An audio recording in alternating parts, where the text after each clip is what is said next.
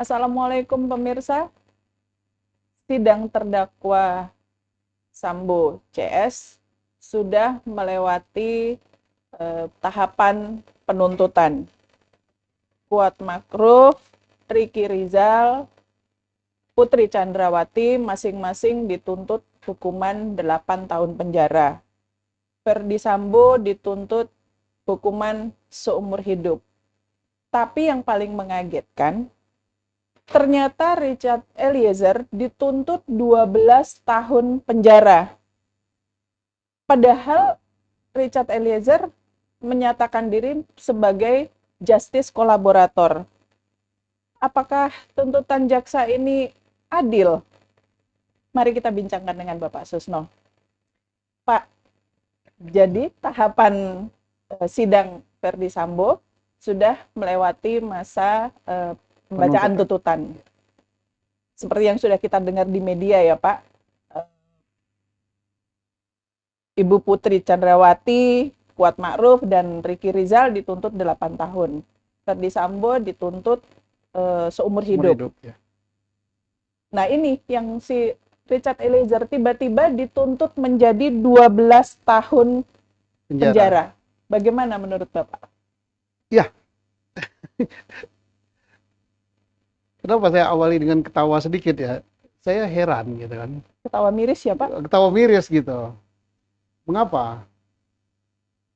Kalau si Ferdi Sambo dituntut seumur hidup memang sudah layak. Bahkan ada juga yang bertanya, karena dalam pertimbangannya jaksa penuntut umum mengatakan bahwa Ferdi Sambo semua unsur dari pasal 340 itu terbukti sah dan meyakinkan bahwa dia melakukan pembunuhan dengan direncanakan. Dan dia otaknya gitu kan. Sangat meyakinkan, terbukti. Kemudian dikatakan lagi, tidak ada satupun hal-hal yang meringankan. Lah, kalau terbukti sah dan meyakinkan, tidak ada hal-hal yang meringankan, ya kenapa seumur hidup gitu. Harusnya maksimal gitu. Ya tapi kita tahulah bahwa di peradilan Jakarta Selatan ini nampaknya belum pernah menjatuhkan hukuman mati gitu kan. Kemudian kita juga bisa maklumi bahwa tuntutan hukuman mati mungkin si jaksanya menganut ajas bahwa hukuman mati tidak sesuai dengan HAM. Itu urusan dia lah. Tapi paling tidak sudah hukuman seumur hidup. Kita berharap nanti hakimnya, karena keadilan itu nanti terletak di tangan hakim. Apakah hakim akan menjatuhkan sama, lebih ringan gitu dari seumur hidup, mungkin 10 tahun atau 12, atau lebih tinggi, ya hukuman mati, atau bebas, ya kemungkinan segala ada. Nah sekarang untuk Putri, kemudian Makruf, kemudian siapa lagi, Ricky Rizal, itu 8 tahun penjara. Orang hanya kaget, kok Putri 8 tahun? Padahal Putri ini dianggap penyebab gitu dari peristiwa ini gitu kan. Yeah. Dia nangis-nangis depan suaminya, kemudian suaminya panas, terjadilah itu. Atau bagaimana ceritanya, tapi peran Putri besar sekali. Dan sama, terbukti sah dan meyakinkan 340 katanya. Tapi kenapa kok 8 tahun sama dengan Ricky Rizal gitu. Tapi udahlah, itu urusan mereka. Nah, yang sangat-sangat mengagetkan, langsung kita bisa lihat bagaimana reaksi orang tua daripada korban, dalam hal ini orang tua dari Brigadir Joshua Huta Barat, yang sangat-sangat kaget gitu kan. Kemudian reaksi dari publik yang ada di sidang, yang dengarkan tuntutan, yang langsung teriak, bahkan ketua majelis hakim sampai memperingatkan yang hadir di sidang untuk tidak ribut. Kemudian kita lihat juga di media sosial, baik di Twitter, di WhatsApp, grup-grup WhatsApp, Facebook, dan lain-lain, TikTok, yang semacam ada ketidakpuasan kepada jaksa yang memberikan tuntutan kepada Richard Eliezer hukuman 12 tahun penjara, lebih berat daripada Putri, lebih berat daripada yang lain. Dan tadi malam pun gitu kan, dari JPU mengatakan di sebuah stasiun televisi nasional mengatakan bahwa si Richard Eliezer tidak pantas lah diberi perlindungan gitu kata karena dia adalah pelaku. Nah ini saya tambah bingung gitu. Jadi itulah kondisinya. Lalu rasa ketidakpuasan, rasa kekecewaan itu kan langsung ditanggapi oleh keluarga Joshua Huta Barat ya Pak. Dan reaksi masyarakat juga, aduh bermacam-macam Pak. Ada yang dari yang biasa-biasa saja sampai yang sangat kecewa gitu. Jadi sebetulnya masyarakat boleh nggak sih Pak merasa tidak puas atau kecewa dengan keputusan tersebut? Ya, pertama sangat-sangat boleh ya. Karena apa? Itulah keadilan masyarakat, rasa keadilan masyarakat itu harus diperhatikan dan itulah tugas daripada jaksa. Jaksa itu duduk menjadi bagian daripada peserta sidang atau yang harus ada di sidang karena dia mewakili negara.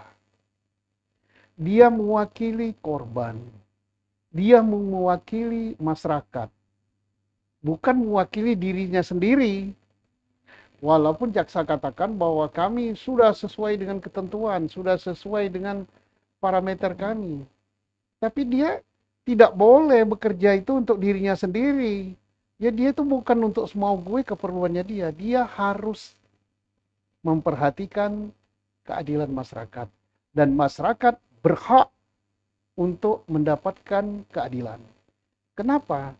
Karena negara ini milik rakyat. Dan masyarakat akan takut dia di republik ini. Loh kok kalau begitu akan diperlakukan begitu? Ya buat apa saya harus membantu di dalam mengungkap kejahatan dan apa-apa kalau saya akan dihukum. Jadi dampaknya begitu. Nah, artinya setiap ada reaksi seperti itu, berarti apa yang dilakukan oleh jaksa penuntut tidak sesuai dengan rasa keadilan masyarakat. Nah, ini tidak boleh diabaikan. Rasa keadilan masyarakat itu sangat penting dan kehadiran jaksa di situ ya mewakili masyarakat. Jadi hak masyarakat untuk tahu itu. Bukan dikatakan, wah masyarakat nggak boleh tahu. Loh negara ini pemiliknya masyarakat kok, rakyat harus tahu. Ya haknya dia gitu. Tadi Bapak juga ada menyinggung bahwa pernyataan Jampidum bahwa tuntutan ini sudah sesuai dengan parameter. Apa parameternya Pak dan bagaimana tanggapan Bapak? Saya tidak pernah baca parameter itu ya. Yang tahu hanyalah jaksa sendiri. Mereka yang buat, mereka yang mengatakan sudah sesuai dengan parameter. Nah ini kurang tepat berbicara begitu. Karena dia harus mengatakan bahwa ini sudah sesuai dengan rasa keadilan. Yang harus jadi patokan itu adalah keadilan, bukan parameter mereka.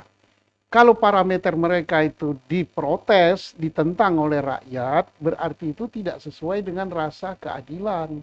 Yang harus dirubah, ya parameternya. Bukan keadilan rakyat atau rasa keadilan masyarakat, rasa keadilan korban, rasa keadilan terdakwa dan sebagainya itu yang dikorbankan. Bukan. Kalau mereka dengan tegas mengatakan itu, apalagi itu pejabat ya. Pejabat level tinggi ya, pejabat utama di Kejaksaan Agung, kalau nggak salah JAM ya, Jaksa Agung Muda Tindak Pidana Umum. Dia mengatakan dengan kokoh mengatakan, apalagi kalau nggak salah yang dibantah itu keterangannya dari LPSK. Wah, LPSK kami bekerja sudah sesuai dengan parameter kami. Dan sampai ke Jaksa Agung. Lah, kita sebagai rakyat, sebagai pemilik kejaksaan itu milik rakyat, milik negara. Ya kecewa. Jangan kekeh seperti itu. Kenapa? Kalau dia mengatakan ini sudah sesuai dengan rasa keadilan, karena sesuai dengan parameter, tapi faktanya kalau nggak salah tadi malam itu, bagaimana suara the man on the street, suara rakyat yang ada di perjalanan, rakyat biasa itu, yang nggak ngerti hukum, katanya nggak sesuai dengan keadilan, nggak benar itu. Gimana suara tokoh-tokoh masyarakat, dihadirkan juga gimana suara-suara pakar hukum. Tak ada satupun yang mendukung, yang puas atau yang senang dengan tuntutan jaksa ini. Ya kalau itu katanya sudah sesuai dengan parameter, berarti parameternya yang salah.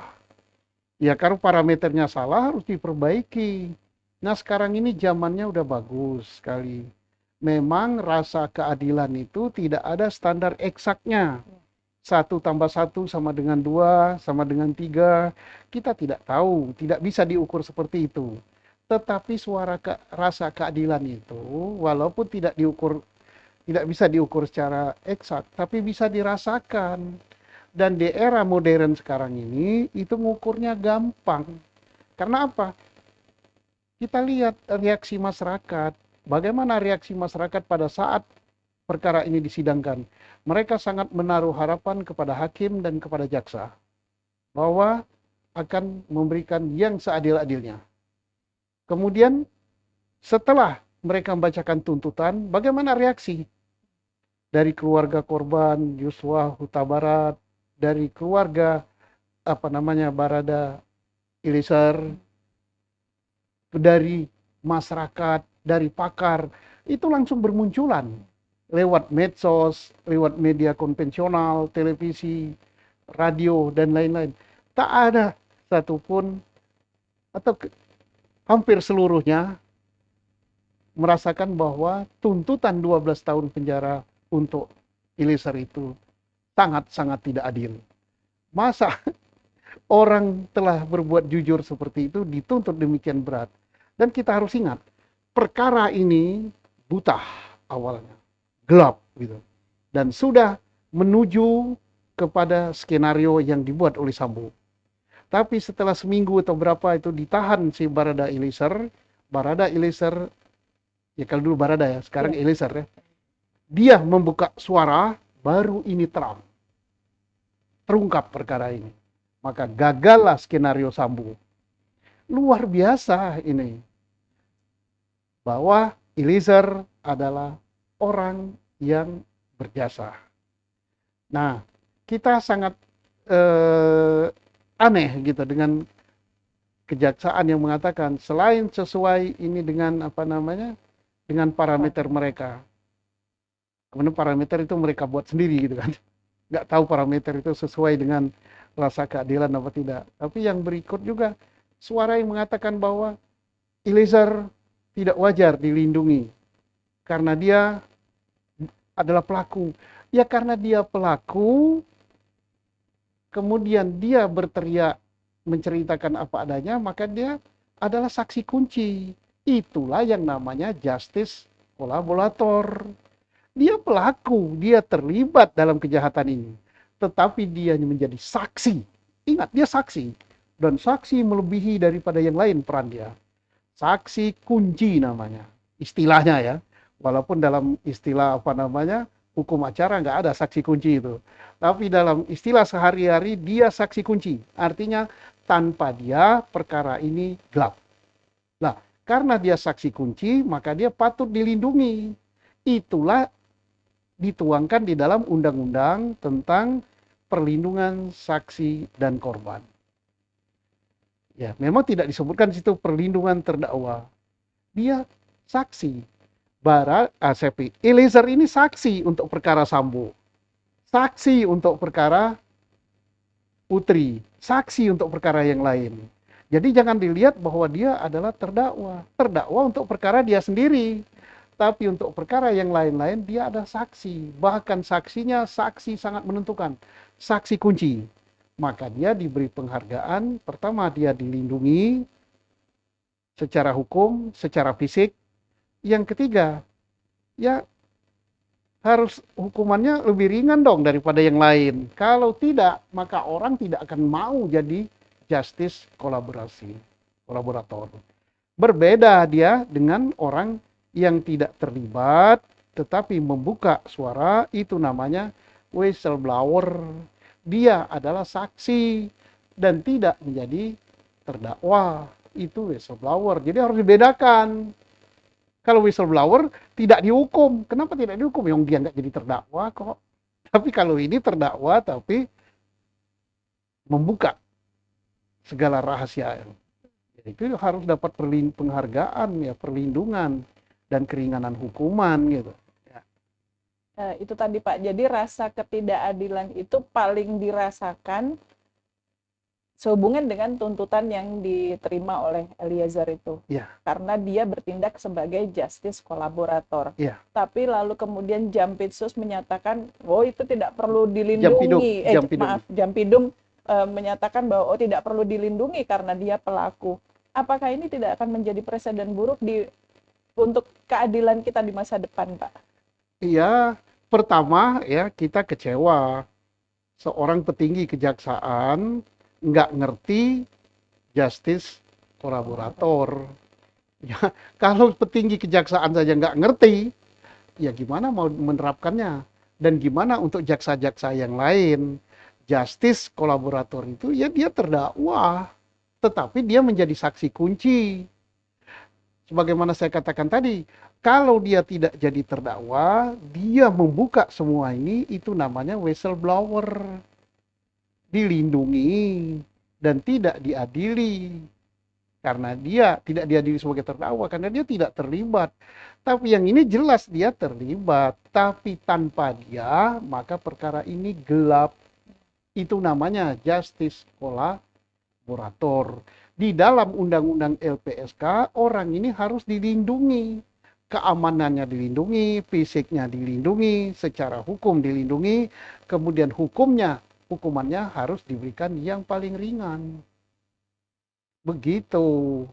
Jadi kita heran dengan statement itu. Yang kedua, masyarakat akan takut kan berbagai cuitannya. Bukan saya ngomong ini, bukan saya hanya mengutip di berbagai cuitan netizen yang di Twitter, yang di Facebook, yang di lain-lain, yang kemarin ditayangkan juga di televisi swasta nasional, bahwa mengatakan mereka tidak adil, percuma menjadi justice kolaborator. Ngapain jadi justice kolaborator kalau hukumannya lebih berat dari yang lain?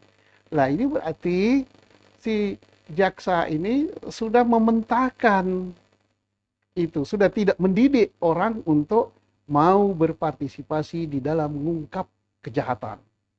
Nah, ini bukan suara saya loh, ini suara yang ada di publik. Saya menyampaikan di sini. Saya sampaikan itulah yang perlu diserap oleh kejaksaan, bahwa ini rasa keadilan masyarakat tidak terpenuhi. Rasa keadilan korban tidak terpenuhi. Rasa keadilan justice kolaborator juga jauh dari terpenuhi. Lalu ketika seseorang menghadapi masalah pidana, kepada siapa dia harus meminta keadilan? Karena dengan seperti ini orang mungkin jadi, waduh ngapain ya saya ketemu dengan jaksa, toh nanti juga saya tetap aja dihukum gitu ya Pak. Lalu ketika jaksa menentukan tuntutan, harus berpijak kepada asas yang mana Pak? Parameter itu tadi atau kepada asas keadilan? Ya, pertama dalam peradilan itu yang diutamakan itu adalah azas keadilan. Itu yang nomor satu harus dipegang. Bukan parameter-parameteran. Adil apa tidak? Nah, adil itu memang tidak bisa diukur 1 tambah 1 ada 2.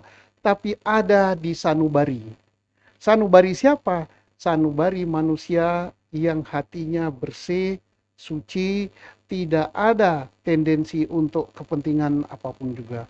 Maka hatinya akan bicara, suara hatinya bicara. Adil enggak?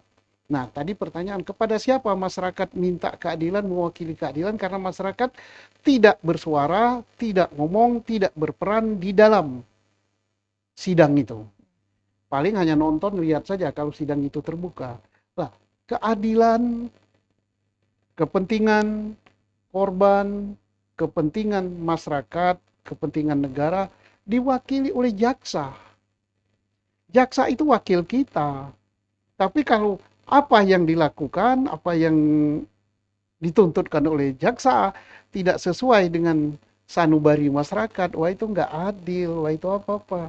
Lah, berarti apa yang dilakukan oleh jaksa itu tidak benar. Ya ukurannya itu.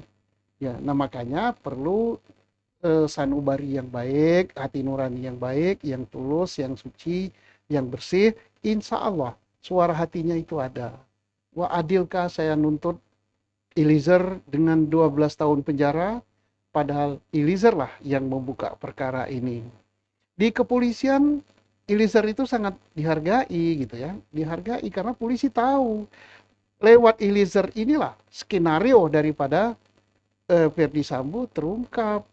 Tapi sayang di depan peradilan dia sudah jujur, dia sudah berkata benar dan lain-lain, kok diganjar dengan hukuman yang paling berat di antara tersangka yang lain, di antara terdakwa yang lain selain Verdi Sambo. Bahkan jamnya ngomong, wah kalau kita tidak memperhatikan ini mungkin lebih berat lagi katanya untuk si siapa namanya si Eliezer ini. Nah ini semacam arogansi ya. Arogansi tidak menunjukkan bahwa dia mewakili masyarakat, mewakili rakyat, mewakili korban gitu. Jadi begitulah. Kekecewaan masyarakat ini dan rasa ketidakadilan yang ditunjukkan dari tuntutan jaksa ini kan apakah masih bisa diobati Pak dengan keputusan hakim nanti Pak? Tinggal satu harapan kita, keadilan masyarakat dan keadilan untuk siapa namanya justice kolaborator, kuncinya atau bolanya ada di tangan hakim. Begitu hakim memvonis sama dengan tuntutan jaksa atau melebihi tuntutan jaksa, maka hakim sami mawon. Sama saja, artinya tidak ada nuraninya. Ya itu, saya sebagai rakyat ya berhak untuk ngomong begitu. Karena apa? Keadilan yang dimohonkan itu adalah diberikan kepada justice kolaborator. Kalau tidak diberikan, ya buat apa undang-undang justice kolaborator itu dibuat? Atau buat apa undang-undang tentang LPSK itu dibuat? Ya tiadakan saja. Dan orang nggak akan ada lagi yang mau jadi justice kolaborator. Nggak mau, ngapain jadi justice kolaborator kalau dihukum sama? Bahkan jadi whistleblower pun nggak mau, ngapain jadi whistleblower? Nah di KPK kalau orang mau jadi whistleblower bahkan ada peraturan pemerintah atau kepres lupa saya, ada perangkat hukumnya yang menyatakan dia berhak untuk mendapatkan hadiah berupa uang gitu kan. Nah nanti orang takut semua, jangan-jangan jadi justice kolaborator bahkan dihukum tambah berat. Nah, yang parah lagi kalau orang mengatakan, wah jangan-jangan dia dihukum berat karena ini pesannya Sambo gitu. Nah ini lebih parah lagi. Karena ada yang ngomong gitu kan. Saya bilang kenapa pesannya Sambo? Loh karena Sambo merasa sakit hati bahwa ini terbongkar semua gara-gara si Richard, gitu, ya. Eliezer. Wah sehingga dia pesan supaya dihukum yang berat. Saya bilang kamu ngarang aja. Tapi bisa saja pendapat-pendapat seperti itu dalam obrolan warung kopi bisa. Ya tidak bisa kita kendalikan. Oh jangan begitu lah, bebas orang berpendapat kok. Karena dia nggak nyatakan di sidang, bebas saja dia tuduh karena merasa tidak adil. Ngapain Eliezer kok dituntut 12 tahun? Nah, jangan-jangan ini pesanan Sambo. Saya bilang, kenapa Sambo pesan begitu? Ya karena Sambo perkaranya terungkap gara-gara Richard Eliezer gitu. Udah saya ketawa aja. Ya benar apa enggak? Ya hanya jaksa lah yang tahu gitu. Ya, kita serahkan pada hakim. Mudah-mudahan hakim bisa mengobati rasa kekecewaan publik dan rasa kekecewaan justice kolaborator. Itu harapan kita. Baik Bapak, itu tadi menutup bincang-bincang kita hari ini. Terima kasih untuk waktunya dan pemirsa, mari kita sama-sama berharap bahwa hakim nantinya akan memberikan vonis yang benar-benar adil dan hakim masih memiliki hati nurani yang menyentuh rasa kemanusiaan bagi kita bersama. Terima kasih untuk bergabung dengan kami hari ini. Jangan lupa untuk tetap like dan subscribe-nya. Lalu, bila di antara teman-teman di luar sana memiliki masalah hukum atau memiliki pengalaman tentang pelayanan masyarakat yang dirasa kurang tepat, bisa menyampaikan di channel Susno 2G pada nomor WA dan alamat seperti yang tertera. Terima kasih. Wassalamualaikum warahmatullahi wabarakatuh.